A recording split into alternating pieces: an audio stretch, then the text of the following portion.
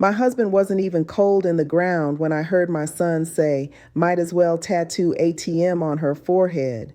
He thought I was just a confused old widow he could push into a $500 a month nursing home while he rented out my house for $3,500.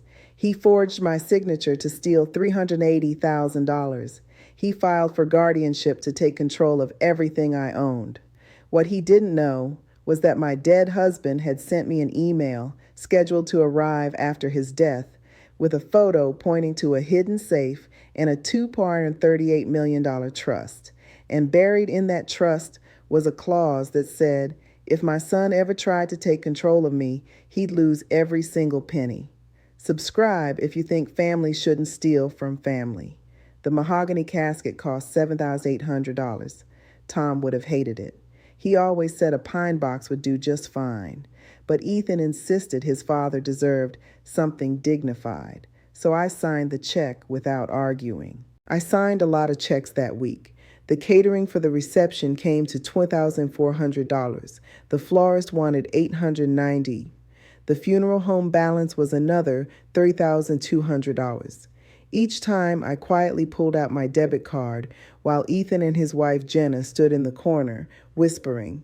At the reception, I washed dishes alone in my kitchen.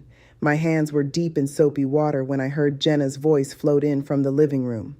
At least there's the inheritance, she said. We'll be fine once that hits. My husband wasn't even cold in the ground yet. The next morning, Ethan announced they'd be staying with me for a bit. To help, he said. I wanted to believe him. This was my son, the boy I'd raised while Tom worked nights, the child I'd skipped vacations for, paying $600 here and $800 there for textbooks and car repairs. I'd given them $1,800 for their first condo down payment, another $9,300 to clear their credit cards, $500 a month for 2 years when Ethan was between jobs. I wanted to believe my son was there because he loved me. But by the second cup of coffee, he was already asking questions. How much was left in savings? What insurance did Tom have? Maybe we should streamline the accounts. I tried to talk about missing Tom, about the empty chair at the table, about 43 years of marriage ending in a hospital room that smelled like disinfectant. Ethan just nodded and said, so you and Dad had what? Like $3 million between the house and investments, right? Then, do you know where the will is, Mom? 3 days later, Ethan set up his laptop on my dining table. He had spreadsheets, projections. He talked about selling my house eventually, said it was worth at least $640,000 in this market. Jenna chimed in about how an open plan remodel would boost the value. She mentioned something about a content studio. She said it like I wasn't even sitting there. Then Ethan slid a power of attorney form across the table. If you trust me, he said, just sign. It'll protect you. Something in my chest went cold. I remembered Tom mentioning a lawyer named Diego months ago. I pulled out Tom's folder of documents and found a limited POA Diego had drafted. I insisted on using that instead. Ethan's smile flickered, but he agreed. He took my checkbook anyway. Just to organize things. That evening, I was taking out the trash when I heard Ethan's voice from the backyard.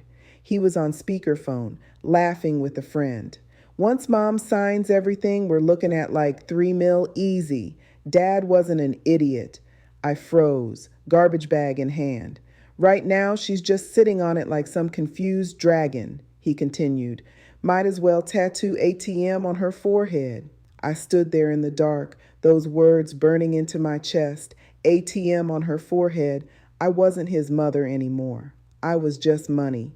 The next few days blurred together. Jenna asked for $200 to keep her brand alive. I transferred it from my savings, now down to about $142,000. She barely said thank you. Ethan asked where I kept the deed to the house. When I showed him the fireproof box in my closet, he said, "You don't need to worry what's in here. That's my job now." Then my neighbor, Mrs. Patel, walked over while I was watering my garden. "Maggie, dear," she said, squinting at my house, Why were those photographers here yesterday? Are you really selling? My stomach dropped. No one had told me about photographers. I went inside and found Ethan's laptop open on the guest bed. On the screen were listing photos of my living room, my kitchen, my bedroom. He was selling my house without telling me.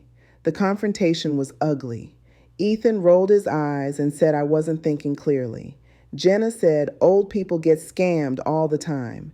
Ethan said they could get me into a safe place for $500 a month while they rented my house for $3,500. Honestly, Mom, he said, you're just in the way. I fled to my bedroom and closed the door. Through the thin wall, I heard them planning where our furniture would go once I was settled. That night, I sat on my bed, clutching one of Tom's old sweaters. Maybe Ethan was right. Maybe I was just an obstacle, an old woman who didn't understand money. My phone buzzed. New email. Sender, Tom Cole. Subject, if you're seeing this, I'm gone. My heart stopped. My hands trembled as I opened it. Inside was a photo of Tom sitting in our living room. He looked thin, tired, but he was smiling, and he was pointing at the wall behind our wedding portrait. Beneath the photo, a short message. Mags, there's more than they think. Call Diego Ramirez. Don't let them bully you. I stared at the screen, then at my dark living room.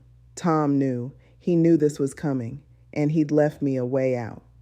The next morning, I waited until Ethan and Jenna left to tour assisted living facilities.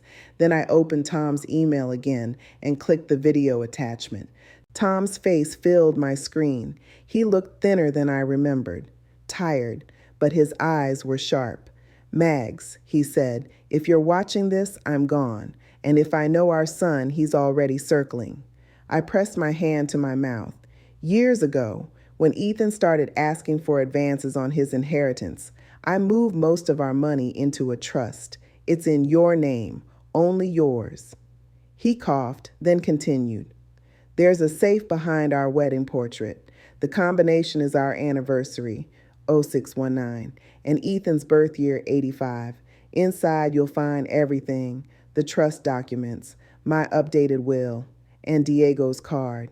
He leaned closer to the camera. You are in control, Mags. You always were. If Ethan pushes, Diego knows what to do. I love you. Don't let them make you small. The video ended. I sat there crying, grief and something else mixing together, something I hadn't felt in weeks. Power. I walked to the living room and lifted our wedding portrait off the wall. Behind it, just like Tom said, was a small metal door flush with the drywall.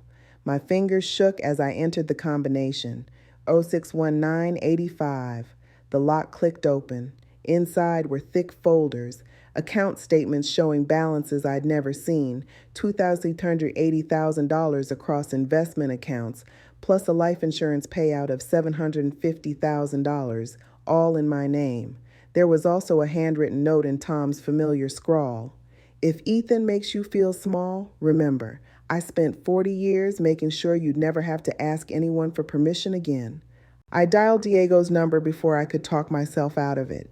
Diego Ramirez was a calm man with kind eyes in a neat office downtown. I sat across from him, hands twisting in my lap, and told him everything. The house listing, the $500 facility, being called an ATM.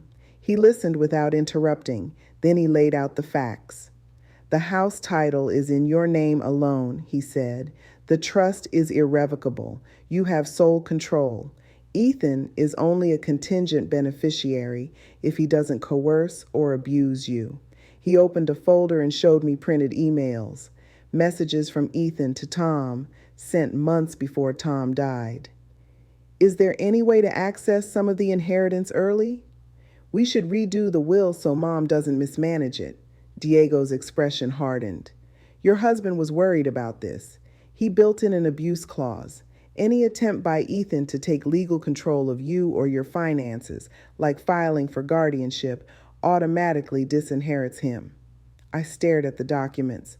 Tom had seen this coming. He'd built me a fortress. Maggie, Diego said quietly, Are you willing to let them show the court who they really are? I thought about the garbage bag in my hands, the listing photos on Ethan's laptop, the word obstacle. Yes, I whispered. We made a plan. I would play the fool, act grateful for Ethan's help, apologize for doubting him. Meanwhile, Diego would quietly revoke any broad powers and notify my banks. Back home, I put on my meekest face. I'm sorry for being emotional about the house, I told Ethan. You're right. I don't understand these things. He puffed up like a rooster. It's fine, Mom. I'm here now. He presented more documents for me to sign, what he thought were sweeping authorizations, but Diego had drafted them to be harmless, acknowledgments with no real power. That night, I sat in the dark outside the guest room door. My phone's voice memo app was open. The Tesla order went through, Ethan said to Jenna. $62,000, and I put down the deposit for Bally, $14,500 for the villa upgrade. Jenna giggled. Finally living like adults. Mom will cover it, Ethan said. Early inheritance. She owes us. I recorded every word. The next day, I went to the bank with Diego on speakerphone.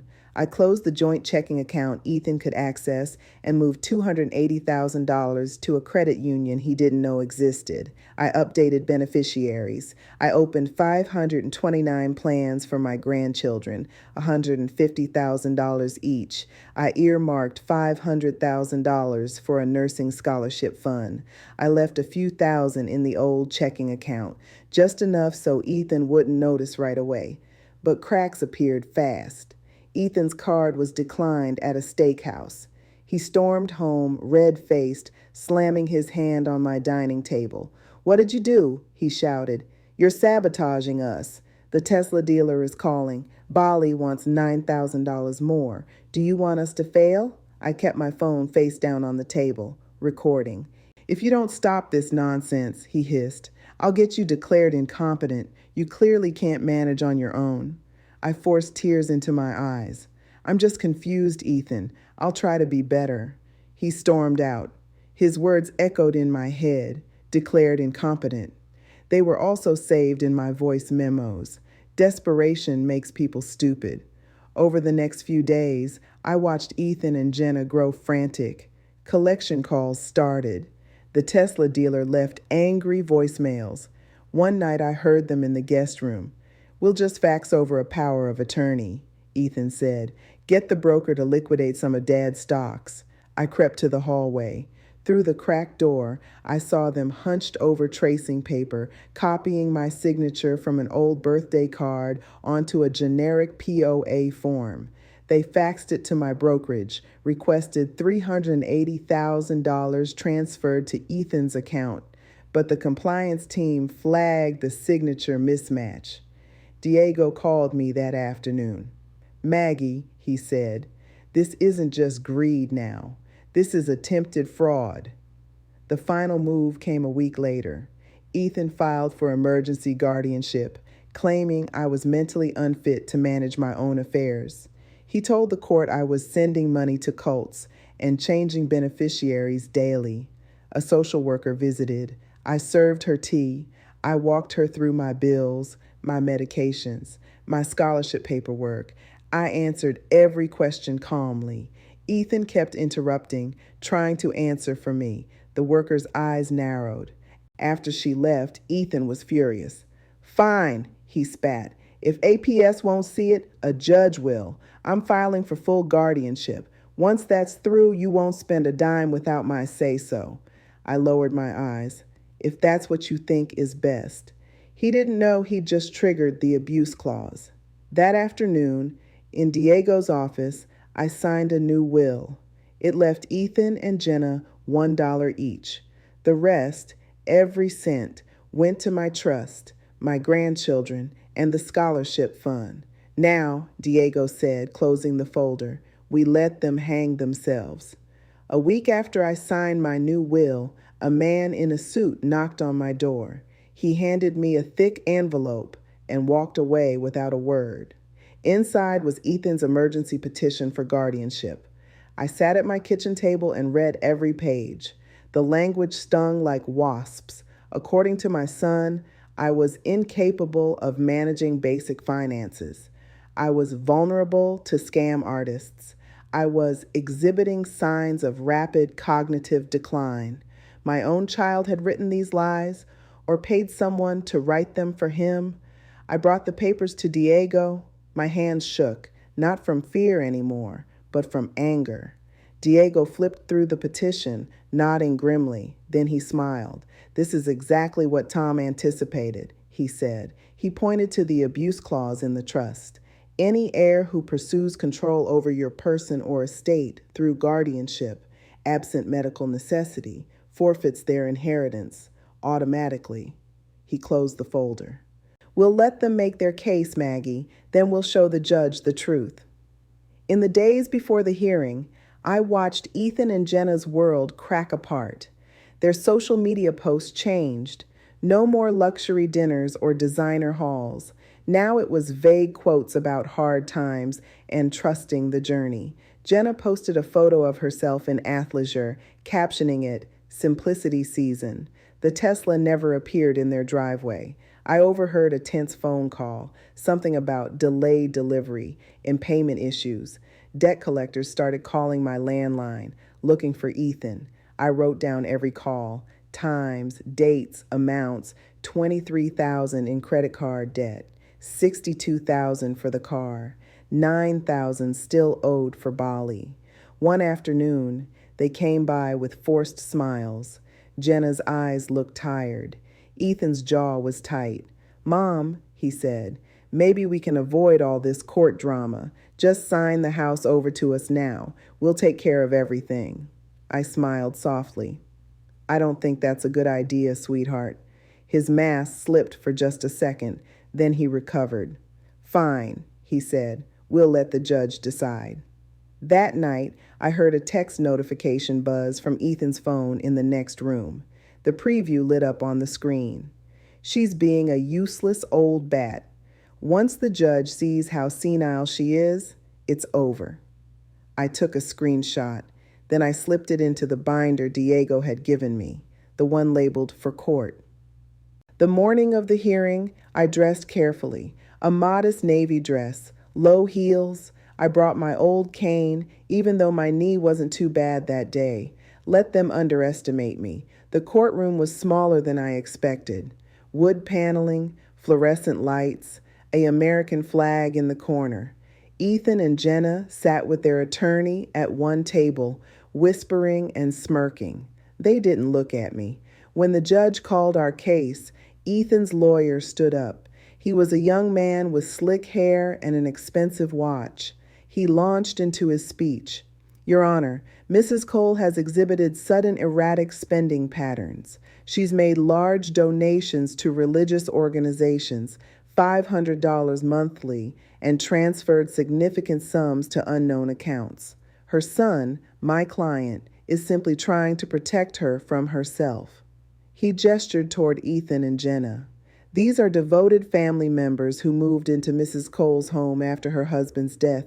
They've witnessed her decline firsthand. They're not here to take anything from her. They're here to save her." I kept my head bowed. I folded my hands in my lap. I played the part. The judge turned to Ethan. "Mr. Cole," she said, "please take the stand." Ethan walked to the witness stand like he owned the room. He straightened his tie. He smiled at the judge. "I love my mother," he began. "When my father died, I knew she'd need help. So my wife and I moved in. We gave up our own lives to be there for her." He paused for effect. "But what we saw worried us. She was confused, forgetful. She almost sold the house to a church group for $100,000. She sends checks to strangers online, random charities, people she's never met. None of this was true, not a word. We tried to help her manage her finances," he continued, "but she became paranoid, hostile. She accused us of stealing from her." Jenna took the stand next. She dabbed at her eyes with a tissue.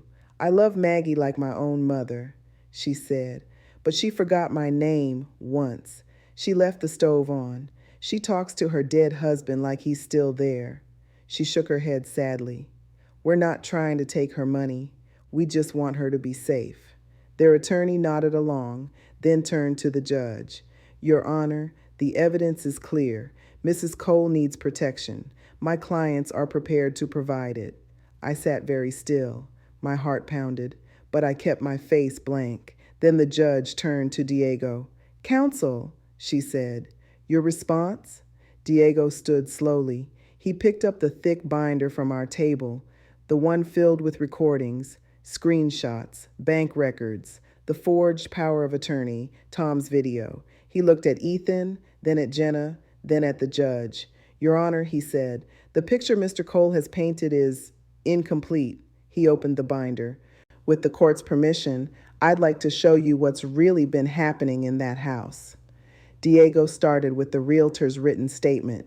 The man Ethan had hired confirmed that my son tried to list my $640,000 house without my knowledge or consent. The realtor had been told I'd already agreed to move. Ethan shifted in his seat. Next came the forged power of attorney. Diego held it up for the judge to see, then presented the brokerage's fraud report. The signature didn't match. The fax came from Ethan's home number. The requested transfer, $380,000 into Ethan's personal account, was flagged and frozen. This isn't confusion, Your Honor, Diego said. This is attempted theft. Jenna's face went pale. Then Diego played the audio recordings. Ethan's voice filled the courtroom. If you don't stop this nonsense, I'll get you declared incompetent. And then, she's just sitting on it like some confused dragon. Might as well tattoo ATM on her forehead. I watched the judge's expression harden. Diego played another clip. Ethan and Jenna planning to put me in a $500 a month facility while renting my home for $3,500 a month. Laughing about the Tesla, the Bali trip, how Mom will cover it. The courtroom was silent. Finally, Your Honor, Diego said, we have something from Mr. Cole's late father. He connected his laptop to the courtroom screen. Tom's face appeared. My Tom, thin and tired, but still himself, still fighting for me. Mags, he said in the video, if Ethan is watching this, then he's done exactly what I feared. Tom pointed at the wall behind him, our living room, our wedding portrait. Years ago, I created a trust to protect you. It's yours, only yours. And I built in a clause. If Ethan ever tries to take control of you or your money, if he files for guardianship without real medical cause, he loses everything. Tom leaned closer to the camera. Son, if you're hearing this, you've proven you don't deserve a cent. Your mother raised you, sacrificed for you, and you treated her like a wallet. That ends now. The video stopped. The judge turned slowly to Ethan. Mr. Cole, she said, did you know about this trust? Ethan stammered. No, I had no idea. Dad never told me. Diego handed over printed emails, messages Ethan had sent to Tom before he died. Is there any way to access some of the inheritance early? We should redo the will so Mom doesn't mismanage it. The judge read them in silence. Then she invited me to the stand. I walked slowly, leaning on my cane. I settled into the witness chair and folded my hands. The judge asked about my finances. I answered clearly. My Social Security was $1,900 a month. Tom's pension was $4,200. The trust held $2,380,000. The scholarship fund was set at $500,000. My grandchildren's education accounts held $150,000 each. Mrs. Cole, the judge said gently, do you feel you need your son to manage your affairs? I looked at Ethan. His face was red. His leg was bouncing. No, Your Honor, I said. I needed my husband. Since he's gone, I have my lawyer and my own 2 hands. That's enough. The judge nodded. She shuffled her papers. Then she spoke. The petition for guardianship is denied, with prejudice. The court finds that Mr. Ethan Cole and Mrs. Jenna Cole have engaged in attempted financial exploitation of a vulnerable adult. She looked directly at Ethan. The trust's abuse clause is valid and enforceable. Mr. Cole has forfeited his inheritance. Jenna grabbed Ethan's arm. He shook her off. Furthermore, the judge continued, respondents are ordered to pay Mrs. Cole's legal costs in the amount of $33,400. The forged power of attorney and unauthorized property listing will be referred to the district attorney for criminal review. She picked up her gavel. Mr. and Mrs. Cole, inheritance is not a right. It is a gift, one you appear to have forfeited. The gavel came down. Outside the courtroom, Ethan cornered me in the hallway. His face was twisted with rage and panic. You ruined my life, he spat. You made me look like a monster. I looked him in the eye. For the first time in weeks, I didn't look away. No, Ethan, I said. I just stopped paying for it. He opened his mouth to respond, but I wasn't finished. I'm not confused. I'm done being your ATM. Then I turned and walked away. I didn't look back. The months that followed were quiet. Good quiet. The Tesla order was canceled. The Bali deposits, non-refundable, were lost. Ethan and Jenna's social media pivoted to minimalist living. I saw photos of Jenna selling designer bags at a consignment shop. I sold my house on my own terms, $655,000. I paid cash for a small condo with an ocean view, $220,000. I added $300,000 more to my grandchildren's education funds. I booked a trip to Italy, $18,000. Tom always wanted to see Florence. In Italy, I sat at a cafe drinking espresso. The sun was warm on my face. Tom would have loved this. I checked my email, not looking for messages from the dead this time. Instead, I found 3 notes from the first recipients of the Cole Nursing Scholarship. Each one thanked Mr. and Mrs. Cole for changing their lives. I sent my grandchildren birthday cards with $100 each and a note. Grandma made sure your dreams come first. I kept the line open to them, not to their parents. Now I'm home, my condo, my ocean view, my life. A certified letter from Ethan arrived last week. I didn't open it. I don't need to. The sun is setting over the water. My phone is silent. My accounts are full. My conscience is clear. Tom didn't just leave me money. He left me the courage to finally say no.